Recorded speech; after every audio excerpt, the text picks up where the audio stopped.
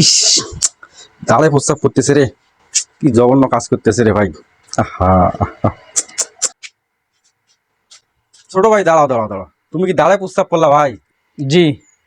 ছোট ভাই তুমি যে দাঁড়ায় প্রস্তাব করলা, এটা কি ঠিক হইলো? আমাদের রাসূল সাল্লাল্লাহু আলাইহি ওয়াসাল্লাম আমাদেরকে এই বসে প্রস্তাব করা শিখিয়েছেন, আর তুমি প্রস্তাব করলা দাঁড়ায়। আবার দেখো তোমার প্রস্তাবের এই যে সিটা দাও, এই যে লাগছে, এই যে দেখো, যে আল্লাহ, এগুলো এই যে প্রস্তাবের সিটা, এগুলো তো নাপাকি ভাই। তুমি জানো না যে কবরের মধ্যে ভয়ঙ্কর আযাব হবে এই প্রস্তাবের সিটা গায়ে লাগার কারণে, প্রস্তাবে অসতর্কতার কারণে। এজন্য আমাদের কি করা উচিত জানো?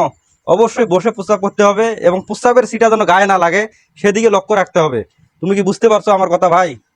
জি হুজুর, আমি তো জানতাম না যে প্রস্রাবের সেটা গায়ে লাগলে জাহান্নামে যাইতে হয়। জি ছোট ভাই, প্রস্তাবের সিটা আমাদের যদি শরীরে বা কাপড়ে লাগে, অবশ্যই আমাদের কবরে ভয়ঙ্কর আযাব হবে। এটা বলেছেন আমাদের প্রিয় নবী হযরত মুহাম্মদ সাল্লাল্লাহু আলাইহি ওয়াসাল্লাম। এজন্য আমাদের প্রস্তাবের নাপাকি থেকে সতর্ক থাকতে হবে। পরিষ্কার পরিচ্ছন্নতা হলো ঈমানের অঙ্গ। ভিডিওটি ভালো লাগলে ইনশাআল্লাহ শেয়ার করতে পারেন।